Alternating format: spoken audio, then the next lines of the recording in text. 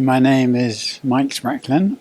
I started coaching in 1975, lightweight 8. I then coached Bailey on Hart to Montreal, then coached the British sculling team, and then became rowing coach early 1980s and coached the 1984 Olympic, which was the first one we've won since 48, so that was special. Then coached Redgrave and Holmes through to Seoul. They won gold and bronze in the pair. Then I moved to Canada and we won the Olympics in 1992. I went to USA. We won the World Championships 2 years later, but it collapsed in the final of the Olympics in Los Angeles, which was a disappointment. I then came back to Britain to help the British women. They had not won. Larry Tracy had sponsored them for 2 or 3 years. They still hadn't won their first Olympic medal, so he asked me to come back, which I did. And I enjoyed meeting a lot of wonderful women, but it was not all that pleasant. And we won the first medal in Sydney. And then I went back to Canada and we won the World Championships 2 years later, then 3 years later. And in Athens, the 4 won silver, but the 8, who were favourites to win, had a problem, didn't win. Stayed in Canada, we continued with the 8 and then won in Beijing. Stayed in Canada and we went to London where we came second. And then from Canada I moved to Russia and helped them for 3 years.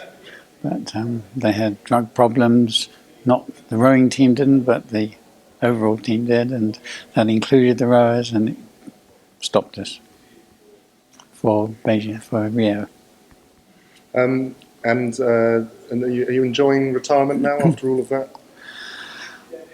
Well, my wife is very ill, and I have to be with her on hand 24 hours a day, and so it does clip my wings. I'm not missing rowing, but I've kept away from it. As soon as I come to a conference and meet old rowing people, then yes, I get the urge to do it again. I get calls from Canada and from USA and Russia for pressing, and that does put pressure on me because I do enjoy rowing. I do want to be part of it, and it does mean I do miss, but most of the time I don't miss it. And have you enjoyed your day here? Yes, I'm meeting 1 or 2 old friends, and seeing old faces. Yeah, brings back a lot of wonderful memories, and so yes, it's been very pleasant. I'm sure. I mean, speaking of which, you've worked with so many big athletes, famous athletes over the years from rowing. I mean, could you name a standout crew or one crew that you look back most fondly on? You know, every boat you coach, particularly when you go through to the Olympics, there's something special about them. There is something that you never forget, that you love and you think about often. Of course, the best athlete was Steve Redgrave, who was outstanding. But the Beijing 8 in '92, not the Beijing 8 in 2004, were outstanding crew, and they were really wonderful people. But the Canadian 8 in '92 was very special too, and so as were the British girls that won silver in Sydney. They were lovely people, and a great pleasure to be with them.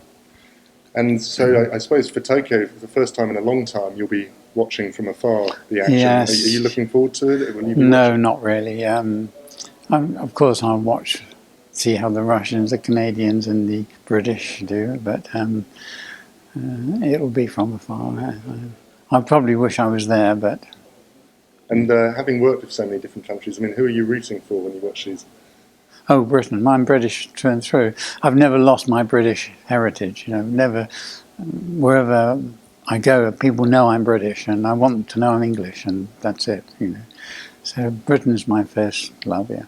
Excellent. Well, thanks so much for talking to us. Okay.